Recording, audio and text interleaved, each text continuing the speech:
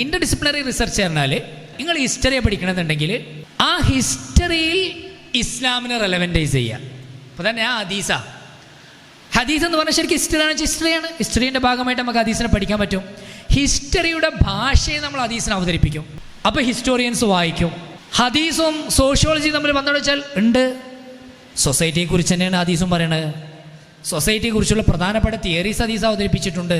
ഹദീസിൻ്റെ നോളേജിൻ്റെ ഡെസിമിനേഷൻ എന്ന് പറയുമ്പോൾ അപ്പോൾ അതിൻ്റെ കൈമാറ്റം അല്ലെങ്കിൽ നോളേജ് വ്യാപിച്ചത്, പ്രസരിച്ചത്, അതൊരു സോഷ്യൽ ആക്ടിവിറ്റിയിലൂടെയാണ് പ്രചരിച്ചുകൊണ്ടിരിക്കുന്നത്.